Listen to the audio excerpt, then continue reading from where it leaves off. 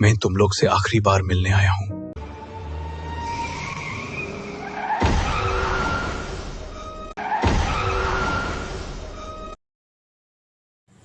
आज की कहानी किसी काल्पनिक फिल्म की नहीं, बल्कि उन गलियों की है जहां आज भी सन्नाटा चीखता है। यह कहानी है 32 साल के सुमित की, जो रघुनाथपुर की एक कंस्ट्रक्शन साइट पर सुपरवाइजर था।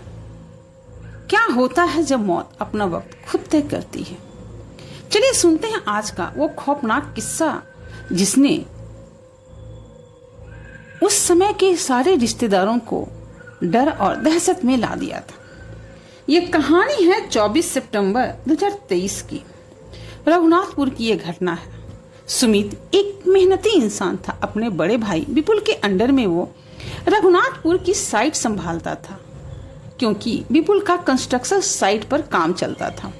नियम के मुताबिक वो हर शनिवार घर जाता था, लेकिन उस बुधवार की शाम उसके दिल में एक अजीब सी बेचैनी होने लगी। उसे ऐसा लग रहा था जैसे आज वो अपने परिवार से जरूर मिलने जाए। उसे अपने परिवार की बेहद याद आ रही थी। उसने अपनी पत्नी को फोन किया और बोला कि मैं आ रहा हूँ। पिताजी बगल में ही सुन रहे थे सारी बातों को। वो पत्नी से फोन लेकर बोले, बेटा आज रात बहुत ज्यादा हो गई है, कल सुबह चले आना। लेकिन वो नहीं माना। उसने अपनी सफेद बोलेरो निकाली, जो कि उसे भाई ने गिफ्ट की थी काम पर जाने के लिए। निकल पड़ा वो उस सफर पर जो शायद उसका आखिरी सफर होने वाला था। रात के करीब 11:20 हो रहे थे। सुनसान सड़क, घना जंगल और बोलेरो की हेडलाइट। उस सुनसान जंगल में बोलेरो की हेडलाइट ही एकमात्र रोशनी का जरिया थी। अचानक सुमित को लगा जैसे सामने कोई खड़ा है। उसने जोर से स्टीयरिंग घुमाया और धड़ाम गाड़ी पेड़ से जा टकराई। हादसे की खबर मिलते ही पुलिस की पीसीआर वैन वहां पहुंची। एक ढाबे वाले ने पुलिस को इन्फॉर्म कर दिया था। पुलिस की पीसीआर वैन से 3 पुलिस वाले गाड़ी से उतरे। टॉर्च की रोशनी जब बोलेरो पर पड़ी तो नजारा बहुत अजीब सा था। गाड़ी में ज्यादा तोड़फोड़ नहीं हुई थी, बस एक छोटा सा मामूली सा डेंट था बस। लेकिन जब उन्होंने ड्राइवर सीट का दरवाजा खोला, उनकी रूह कांप गई। सुमित स्टीयरिंग पर झुका हुआ था। उसकी आंखें खुली थी, मानो वो मरकर भी कुछ देख रहा हो। शरीर ठंडा पड़ चुका था। कांस्टेबल ने कहा, सर गाड़ी को तो खरोंच तक नहीं आई, फिर इसकी जान कैसे चली गई? ऐसा लग रहा है मानो जैसे किसी ने इसका दम घोटा हो या इसे डर ने मार दिया हो। सुमित का घर आज लोगों से भरा हुआ था, लेकिन सन्नाटा ऐसा कि सुई भी गिरे तो आवाज आए। सुमित की 13वीं का भोज खत्म हो चुका था। आंगन में परिवार के लोग और कुछ करीबी रिश्तेदार बैठे थे, लेकिन कहानी यहीं खत्म नहीं हुई। अचानक सुमित का 8 साल का बेटा आरव, जो पिछले 3 दिनों से चुप था, अचानक कांपने लगा। उसकी आंखें पूरी तरह से लाल हो गईं और आवाज बिल्कुल भारी, जैसे किसी 32 साल के मर्द की हो। विपुल जोर से चिल्लाया, आरव क्या हुआ बेटा? आरव सुमित की आवाज में बोलता है, भैया पानी, बहुत प्यास लगी। पूरा आंगन जम गया। यह आवाज आरव की नहीं बल्कि सुमित की थी। आरव ने सर उठाया और अपनी पत्नी और भाई की ओर देखा। उसकी आंखों में आंसू बह रहे थे, लेकिन चेहरा पत्थर जैसा था। सुमित, जो कि आरव के शरीर में था, वो जोर जोर से कहने लगता है, मैं आखिरी बार तुम सबसे मिलने आया हूँ। उस रात मैं घर आना चाहता था, पर कोई था मैं तुम लोग से आखिरी बार मिलने आया हूँ।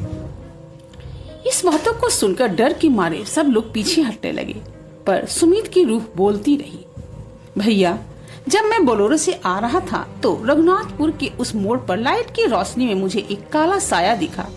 उसने कोई कपड़ा नहीं पहना था, बस एक लंबा सा परछाई जैसा वजूद था। जैसे ही मैंने ब्रेक मारा, उसने गाड़ी के कांच के पार अपना हाथ डाला और मेरा गला दबा दिया। मुझे चोट एक्सीडेंट से नहीं लगी, उसने मेरा दम घोंटा था। वहाँ बैठे लोग कांप रहे थे। सुमित ने आगे बताया, उस रात के बाद से मैं उसी सड़क पर भटक रहा हूँ। पुलिस वाले आए, उन्होंने मेरी लाश उठाई, लेकिन मैं अपनी लाश के पास ही खड़ा था। मैं बहुत चिल्लाया, पर किसी ने मुझे नहीं सुना। मेरी आत्मा को मुक्ति नहीं मिल रही है क्योंकि मेरा सफर अधूरा रह गया है। मुझे ऐसा लग रहा है जैसे वो अभी भी मेरे पीछे पड़ा है और मुझे अपने साथ ही रखना चाहता है। इतना कहते कहते आरव अचानक बेहोश होकर गिर पड़ा। घबराकर विपुल ने बच्चे को तुरंत हॉस्पिटल ले गया और उसने सीसीटीवी फुटेज की वो क्लिप निकलवा कर देखी और फिर जब उसने देखा तब उसे समझ में आया कि आखिर उस रात सुमित के साथ क्या हुआ था और कैसे वो उस साये के चक्कर में आ गया। घबराकर विपुल ने इलाके के सबसे पुराने पंडित और एक सिद्ध तांत्रिक को बुलाया। तांत्रिक ने जब घर की मिट्टी हाथ में ली तो वो मिट्टी काली पड़ गई। तांत्रिक ने बताया कि यह अकस्मात मृत्यु का मामला है। सुमित की आयु अभी लंबी थी लेकिन उस साये ने उसे समय से पहले खींच लिया। जब कोई असमय जाता है तो उसकी आत्मा मोह और डर के बीच फंसी रह जाती है। पंडित जी ने निर्देश दिया कि साधारण क्रियाकर्म से अब काम नहीं चलेगा। सुमित की उस बोलेरो को जिसमें उसकी जान गई उसे गंगा किनारे ले जाकर शुद्ध करना होगा और उसकी आत्मा के लिए विशेष नारायण बलि पूजा करनी होगी। जब तक उसकी अधूरी इच्छा परिवार से मिलना और उसका डर खत्म नहीं होता वो यहीं भटकता रहेगा। अगली रात पूजा शुरू हुई। धुआं और मंत्रों के बीच एक आखिरी बार घर की बत्तियां जलने बुझने लगी थी।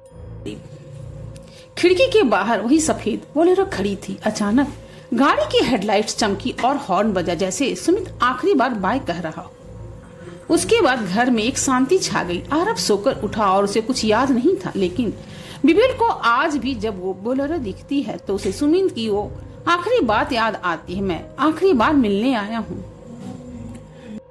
पंडित जी ने बताया था कि अब उसकी आत्मा को मुक्ति मिल गई है। सबने राहत की सांस ली थी लेकिन कुछ दिनों के बाद वही ढाबा जहाँ कैमरा लगा था वहाँ के मालिक ने बताया कि रात को अब भी एक बोलेरो सड़क पर आती है और अचानक गायब हो जाती है और कभी कभी वही साया अब भी सड़क के बीचों बीच खड़ा दिखाई देता है। तो क्या सुमित को सच में मुक्ति मिल गई या वो साया अब भी किसी और का इंतजार कर रहा है? अगर आप कभी रात में अकेले उस सड़क से गुजरे तो जरा ध्यान से देखिएगा, कहीं आपके सामने भी कोई साया खड़ा ना हो। अगर आपको ये कहानी सुनकर डर लगा हो तो इसे शेयर जरूर करें क्योंकि कुछ कहानियां सिर्फ सुनी नहीं जाती, महसूस भी की जाती है।